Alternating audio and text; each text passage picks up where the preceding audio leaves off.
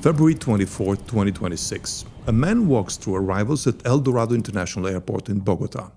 Middle-aged, salt and pepper beard, light carry-on. He has a connecting flight from Istanbul behind him and a beach hotel reservation at Cartagena ahead of him.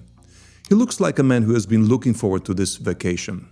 But Colombian border guards put handcuffs on his hands within minutes.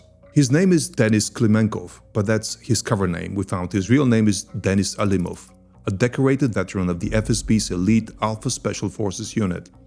And since 2023 has been a senior operative inside one of the most secretive intelligence structures the Russian state has ever built.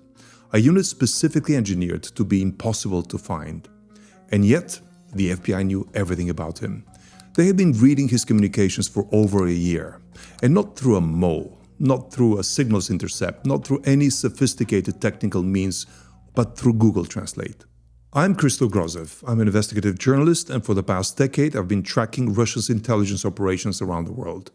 This video is about a Russian intelligence unit that didn't exist until 3 years ago, and that was designed specifically so that people like me would never be able to find it. It's the product of a joint investigation that I conducted together with colleagues at The Insider and Der Spiegel. Everything I'm about to tell you is well documented in leaked Russian government materials, in corporate presentations and records, in a federal grand jury indictment unsealed in the United States. To understand why this unit exists, you need to understand the failure that made it necessary.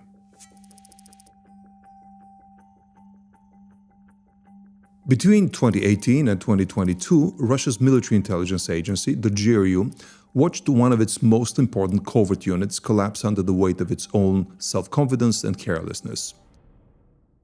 The unit was called 29155. If you followed this channel, you would know it well. For newcomers, this is the unit that carried out the 2018 nerve agent attack in Salisbury, England, that poisoned Sergei and Yulia Skripal and killed a British civilian woman.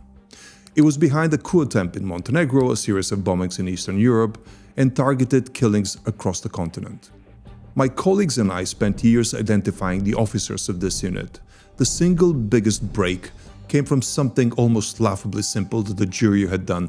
They had issued its operatives' passports in numerically sequential batches. Once we knew what to look for, tracing them was straightforward. We published their names, their photographs, their travel records. Several had even been caught using mission funds to support personal lavish lifestyles, a pattern of corruption that generated its own paper trail. By the time we were finished, their biometric data was in customs databases across Europe. One leaked Russian internal assessment described the unit in plain language as a foolhardy liability. The unit's founding commander, General Andrei Averyanov, didn't lose his job. In fact, he was promoted. That's how Putin often deals with failures. He puts people into an orbit where they become almost harmless. The Kremlin couldn't afford to lose experienced officers who knew too much in the middle of an expanding war. But Moscow's thinking had shifted. What Unit 29155 needed, it was decided, was not rehabilitation. It needed competition. A replacement built from scratch, designed to avoid every mistake that had made 29155 so easy to expose. The order establishing the new structure came from the Russian General Staff in December 2022. It was formally designated as Military Unit 75127, a number recycled from a defunct unit that had been once stationed near the Chinese border. While Unit 29155 had been built within the GRU existing command chain, Center 795 was built outside of it. It reported directly, bypassing the head of the GRU, to the Chief of the General Staff, Valery Gerasimov. And it was given a much wider brief than its predecessor, what Russian military planners call a full-cycle mandate. This means that a single command handling everything from intelligence collection and agent recruitment to surveillance, sabotage, and when necessary, assassinations, without relying on outside support at any stage. By the summer of 2023, it was already fully staffed. But where do you hide more than 500 operatives so that they're not immediately visible by investigators and intelligence agencies around the world? You need to hide it inside an institution that is large enough and logical enough for them to be there. You need institutional cover. The people who designed Center 795 chose theirs very carefully. Rather than burying it inside the GRU's bureaucracy, which had its own corruption problems and its own leaks. They embedded it inside Russia's most recognizable commercial brand, the Kalashnikov concern, the company that makes the AK-47. Operatives were placed on Kalashnikov payroll as civilian employees. Their physical base was a two-story administrative building called the Patriot Park, a military-industrial complex outside of Moscow, where Kalashnikov already had a legitimate presence. Putin had visited it even. Training was logged as test shooting, routine enough for an arms manufacturer that nobody would think to ask questions about. The principal backer of all of this, according to two sources and a lot of leaked data, was Andrei Bokharev, a billionaire arms dealer, best known as the controlling shareholder of Transmash Holding, one of Russia's largest defense and rail conglomerates. Bokharev has a deep and deliberately obscured connection to the Kalashnikov concern itself. In 2014, he and a business partner purchased a 75% controlling stake in this company. 4 years later, when Western sanctions were looming on the horizon, he appeared to divest of it, to sell it. But our investigation found out that the financial trail tells a different story. Tax declarations from 2019 through 2021 show a continuous stream of income from Kalashnikov to Bokharev. And he remains on the payroll of a company that is controlled, ostensibly at least, by the current Kalashnikov main shareholder. This financing model would be familiar to anybody who followed the Wagner Group. Just as Yevgeny Prigozhin channeled revenue from his catering contracts into the private military, or so-called private military company Wagner, Bokharev has been directing money from overpayment for the state contracts by Kalashnikov and Transmash Holding into 795. In this way, the state pays for everything, but in a hidden, deniable way. If something goes wrong, it's Prigozhin's fault or Bokharev's fault. The third key figure in this arrangement was CEO of Rostec Sergei Chemizov. Rostec is Russia's largest state-owned arms manufacturer. And Chemizov is one of the most powerful people after Putin. I mean, he served with Putin back in the 80s in Dresden, Germany, and he's probably the only person who can walk into Putin's office at any time of day or night without knocking. Now, until 2014, when Bokharev got the controlling stake in Kalashnikov, it was Chemizov, through Rostec, that controlled the concern. But he remained a 25% shareholder through the state-owned Rostec that he's the president of. So Bokharev and Chemizov together, through this arrangement, got something that previously only Prigozhin had, a private military company, a private army. To lead this unit, the informal Politburo of generals and oligarchs chose a guy by the name of Denis Fisenko, a 52-year-old veteran of the FSB's Alpha unit. Three-time recipient of the Order of Courage, as we can read in his own bio, Russia's national champion in combat shooting, author of the FSB's Training Operation Manual. Here he is in 2018, teaching Putin how to shoot a sniper rifle manufactured by the Kalashnikov Institute at the Patriot Park. What made Fisenko specifically right for this role wasn't just his combat record. I mean, there are many other decorated veterans available, but it was what came after his career as an Alpha officer. Between 2019 and 2023, he served as a senior executive at Kalashnikov concern, overseeing more than 1,000 employees and managing the Zala Aero Drone Division, whose drones, UAVs, are currently flying combat missions over Ukraine. He understood both sides of what this unit needed to be, an elite commando structure operating under corporate cover. He was also close to Bokharev. I mean, we saw in leaked records that he was flying on his private jet around Russia in the years that preceded the creation of this unit. So he had the trust of the bosses. Now, here comes the crazy part. To brief his Kremlin sponsors and President Putin personally, Fisenko produced a PowerPoint presentation. It was, by all accounts, indistinguishable from a standard Kalashnikov board meeting deck. It had organization chart, personnel projections, growth charts, icons of tanks and drones, all of them color-coded and put in different columns. It was also, as it turned out, a comprehensive intelligence gift. Within months of its creation, the full presentation had found its way to Western intelligence services and to journalists, including our own investigative team. How? Ukrainian hackers had been targeting the Kalashnikov concern, thinking they will find just data on Russian drone manufacturing and production of weapons. They found something much more sinister. Every detail of the unit's structure, staffing, weapons, and ambitions laid out in clean Kalashnikov branding on slides that were never supposed to leave Russia So let's have a look. What does Center 795 actually look like from the inside? Just over 500 officers organized into 3 directorates: intelligence, assault, and combat support. The recruitment process was selective and, one could say, draconian. Of the initial 535 candidates processed, 1/3, 177, were rejected and had to be replenished by other candidates. Those who made it through the very fine needle of the vetting pipeline of questionnaires, psychological testing, polygraphs, and interviews were drawn from the elite services, the FSB Alpha and Wimpel units, the GRU Spetsnaz, and even the FSO, the Presidential Security Department. Now, how were they able to get those people? Well, department heads in this unit earned the equivalent of around $8,000 a month. Fisenko himself, according to leaked tax filings, earned close to $500,000 per year. Now, this got them not only the best people, but also the anger and envy of every peer in other intelligence services in Russia. The Intelligence Directorate, the unit's largest, runs 9 departments covering the full range of modern surveillance. Department 11, Open Source Intelligence, Social Media Monitoring, Commercial Satellite Imagery, Public Databases. Department 12, the most sensitive, is a network of human agents operating abroad. It is staffed almost entirely by veterans of Unit 29155, the same operatives who carried out the Salisbury attack. Department 13, Signals Intelligence and Intercepts, with a full suite of radio technical intelligence equipment, including satellite intercept stations. Department 14 and 15 handle optical reconnaissance, Orlan and Aileron drone platforms, used for virtual and visual surveillance of both operational and tactical levels. And then 3 parallel ground surveillance teams, Department 16 through Department 18, each equipped identically so that any of them can run the same operation or the same type of operation without any of the other teams knowing what they're doing.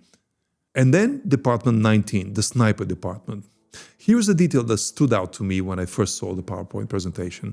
This department sits inside the Intelligence Directorate and not the Assault Directorate. A dedicated sniper unit placed alongside surveillance teams, classified as an intelligence function. That structural placement tells you exactly what the snipers are being used for inside this unit. They're not there for battle support, they're there for targeted assassinations. The Assault Directorate is organized around strict compartmentalization, 4 combat application departments, each containing 4 separate strike teams. No team has any knowledge of what the other teams are up to. If one cell is blown or caught, it cannot burn the rest. The Combat Support Directorate makes clear that Center 795 was designed as something more than just an assassination unit. The PowerPoint presentation that we looked at shows 5 departments: armor, artillery, medical, EOD, and air defense. This gives the unit also T-90 main battle tanks and Smerch rocket systems. Now, neither of these would be useful in targeted assassinations, but it's clear what they're useful for. This is a self-contained, combined arms formation capable of conventional military operations on a battlefront. One of the most deliberate features of Center 795's design was where it was recruiting its leadership from. The unit didn't want people that were already burned, people with traceable Russian military histories. It wanted people who the Western counterintelligence and Western investigative journalists simply didn't know existed. Fisenko's deputy, for example, Dmitry Drozdov, is a very good example. Drozdov served in the KGB, but not the Russian KGB, the Belarusian intelligence service, which is still called the KGB. He served in the Alpha department of the KGB, which is in fact their own version of the GRU. He left the KGB of Belarus around 2017 and moved through the corporate ladder and was hired actually at Kalashnikov Institute as a civilian employee before he joined Center 795 in 2023. Exactly the same pattern holds for Sergei Radkevich, the head of the intelligence department. Departed the KGB around 2017 and, like his colleague Drozdov, passed through the Kalashnikov ladder, arrived at Center 795 only at the end of 2022. Both men carry no Russian institutional footprint that Western agencies would know to look for. That is not a coincidence, this is by design. While most of the meat, the people who would actually work the streets and travel the world, were from the FSB, GRU and FSO, from Russia's ecosystem of military operations, The leadership, the ones that were likely to be seen by Western intelligence services, had no connection to Russian military ecosystems. Now, despite their attempts to keep everybody on the management team away from public connections to the GRU or the FSB, there were blunders, as usual.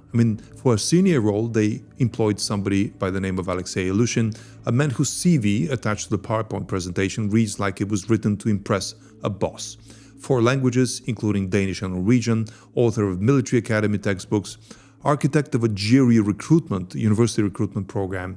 But what is more important, back in 2014, he already had been burned. He had been caught red-handed while posted at the Russian embassy in Paris by French intelligence while attempting to bribe somebody close to President Hollande for personal compromising information.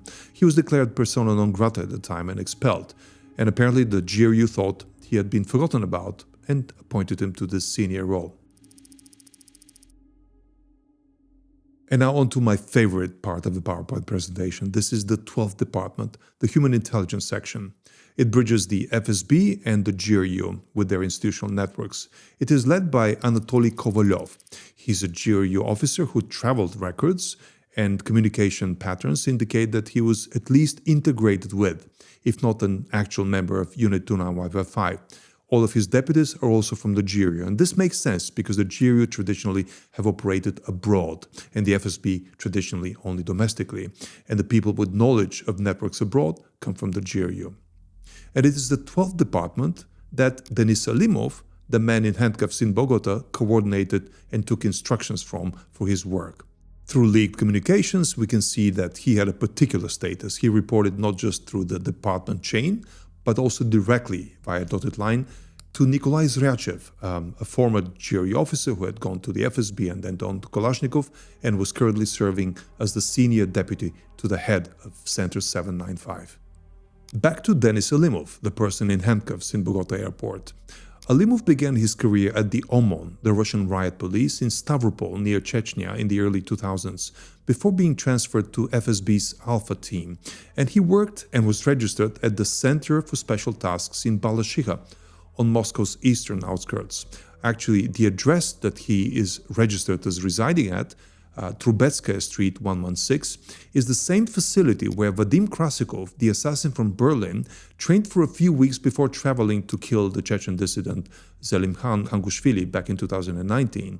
You may remember that Krasikov spent years in German custody before being swapped and given back to Russia, as part of the big prisoner exchange that also freed Wall Street Journal reporter Evan Gershkovich in 2024. Within Alpha, Alimov worked under the unit's deputy head of internal counterintelligence tasks, maintaining strong contacts with the North Caucasus, Chechen and Dagestan counterterrorism directorates. Now, we were able to obtain leaked communications by Alimov, and they show that the first year at Center 795 was, by the standards of what came later, quite unremarkable. He was helping Kadyrov locate a missing nephew who had vanished in Moscow and needed to be brought back. He used his old FSB contacts to clear some cargo shipments between Russia and Ukraine. He was passing on information and tips he was getting from his former colleagues at the FSB to the people at Center 795 that were actually fighting the war in Ukraine. But he himself was sitting and waiting for the first task.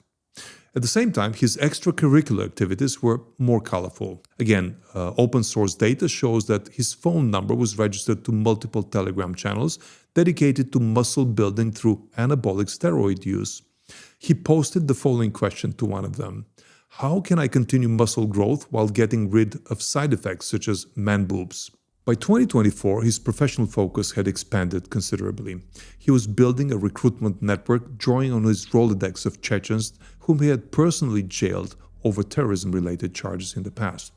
People with outstanding prison sentences who could be easily pressed into cooperation, and who could plausibly present themselves abroad as political refugees fleeing Russian persecution. And at least one of them succeeded. We can see that in communication with one such former Kadyrov opponent, who had been sitting in jail for 8 years, he obtained a foreign passport, he was released from jail, and left Russia for Istanbul in 2024. We lose his track after that, but we know that he was working with Alimov before he vanished into Europe, and he's probably parked somewhere, waiting to be tasked with something. By late 2024, Alimov's attention had narrowed to one particular objective. he was targeting members of the Chechen dissident community in Europe, and specifically figures connected to the Zakayev family.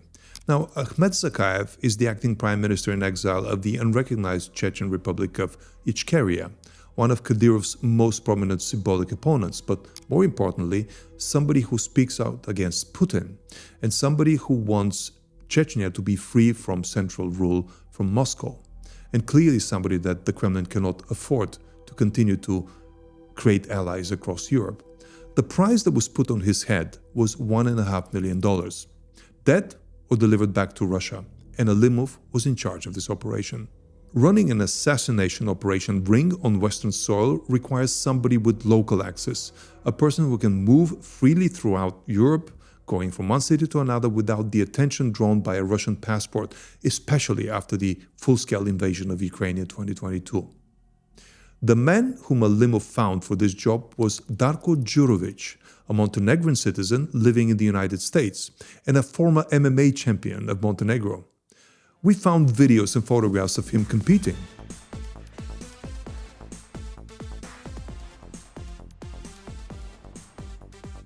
And the MMA connection may be less incidental than it sounds. Many of the Chechen operatives whom Alimov was communicating with based on leaked communication data came from the combat sports world. MMA gyms in the Caucasus have long served as a recruiting ground for both Russian security services and Chechen armed gang networks. The fighting circuits is where Djurovic might have been introduced to one of the contacts that already had been working for Alimov, and this is how Alimov likely got on the track of Darko Djurovic. Conveniently for Alimov, at the time he was recruited, Darko Djurovic was living in the United States, giving him access as a traveler both to Europe but also to North America. Djurovic made 2 trips to Moscow in 2024. Both of them were disguised as holidays to Turkey from the United States. On the second trip, in October 2024, he met Alimov at a restaurant close to the FSB headquarters at Lubyanka Street. At that meeting, Alimov handed to Djurovic a bag of cash, $60,000 as a down payment for the future job. And we have seen the actual photo of the cash simply because Darko Djurovic was so happy to receive it that he immediately emailed the photo of it to a close friend, boasting with the cash. But that cash was just a down payment. The first target was Ahmed Zakayev. For him, a price tag of $1.5 million to be brought to Russia dead or alive. The second target, same price tag, another Chechen dissident living in Europe. The third target was unnamed and remains unnamed in the indictment, but it was a very high priority target. Whoever was able to achieve that would get a bounty of $10 million. These prices are completely out of market. Even $1.5 million is more than any organized crime group would pay as a bounty. $10 million is practically unheard of. Each time Djurovic returned from Moscow to the United States, FBI agents were waiting for him with questions. Had he by chance been to Russia? No, he answered every time. He was in Turkey on holidays. The agents already knew everything. They had been trailing him, they had access to his airline records, but they let him go. Why? Because they were watching something far more useful. They were trying to create the full network of people that were engaging with him. Center 795 had invested heavily in what intelligence professionals call air gapping. They had created an operationally sealed, insulated unit, isolated from electronic penetration. They used only encrypted messengers, they used burner phones, they never used their real names, only assumed identities. Communication compartmentalized at every level. On paper, it was perfect. It was the most technically savvy, the most hardened covert structure that Russia had ever deployed. But there was one thing that nobody had thought to address. Djurovic typed his field reports in Serbian. The app, Google Translate, converted them into Russian for his handler. Alimov, the handler, typed his instructions in Russian and sent them via encrypted messenger. But then Djurovic would take that and put it in the Google app, translating into Serbian. The messages themselves were transmitted through very encrypted and hackable messengers. What they hadn't considered is that Google servers are in the United States physically, and that puts every query that runs through them within reach of an American court order. And the FBI, who had already grown suspicious of Djurovic because of his continued lies about his trips to Russia, had obtained one. From that point forward, agents were reading in real time fully translated fully transcribed copies of the murder for hire instructions and reports. A source close to the investigation described that was even better than a wiretap because it arrived already transcribed. The grand jury indictment gives us portions of these logs. On November 28, 2024, Jurovich reported to his handler that he couldn't confirm a target's location in New York. He was in Montenegro at the time, but would resume his search after returning around December 20th. The target, he noted, went out of his way to appear to be in the European Union, but was actually in the United States most of the time, he wrote. Earlier that month, the Google logs showed that Jurovich was searching online for Glock pistol models and where to acquire them in Podgorica, Montenegro. On December 19th, a message to Alimov about the second target, that he lives in a white villa near the sea, surrounded by a white fence with an Islamic symbol on the gate, also made its way to Google Translate. As we can see from the logs that were published in the indictment, Jurovich was reporting to Alimov about every move he made and every target he surveilled, enough for an indictment to hold its way in court. By March 2025, the FBI had enough evidence to arrest Jurovich, and they did. But that's not the goal they were after. They really needed to get the mastermind, Alimov. 11 long months passed after the arrest of Jurovich. The FBI continued to build a case. They were accumulating a lot of evidence from Jurovich's own confession, from his devices, from the translation logs, but they needed to get Alimov. And for that to happen, Alimov needed to make a mistake. He needed to travel outside of Russia. And by the beginning of 2026, that's exactly what happened. Alimov decided to travel abroad. Now, we don't know why. Maybe it was for him to meet a new asset, or maybe he was so self-confident that he thought he could do some of the stuff that others could not do, but he made this fatal mistake. On the 23rd of February, a very important holiday for Russian intelligence operatives, the Defender of the Fatherland Day, he took a one-way ticket via Istanbul from Moscow to Colombia. And he traveled under a fake identity, an identity which had been known to the FBI for a few months. The FBI had been waiting for that mistake, and the moment they saw somebody with that passport number and that name board a plane, they issued an arrest warrant via Interpol. The arrest warrant was actually made public while Alimov was in flight. There was nothing he could do to reverse course, and upon arrival in Bogotá, he was expected and handcuffed by immigration authorities of Colombia. Now he faces charges of conspiracy to commit murder and kidnapping, material support for a designated terrorist organization, and conspiracy to finance terrorism. Each primary count carries a potential life sentence. He remains in Colombian custody, pending extradition to the United States. And leaked communications show that Russian authorities are desperately trying to find out what the outcome of this extradition proceeding is and trying to prevent Colombia from handing it over to the United States. Now, the damage from all of this extends well beyond the arrested operative that they lost. The entire architecture of Center 795, its embedding within the Kalashnikov concern, its headquarters at the Patriot Park, its reliance on Rostec infrastructure, is now documented in Western court filings and in this investigation. Fisenko, Drozdov, Radkovich, Polonsky, Zrachev, their names, corporate histories, and roles in this supposedly super-secret unit are all exposed in our investigation. And this changes what they can and cannot do.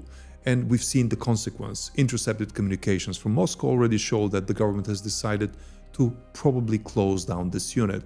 The irony of them creating a new unit to fix the problem of the old unit leaking and the unit being undone by Google Translate of all things, that's bound to hurt for a long time.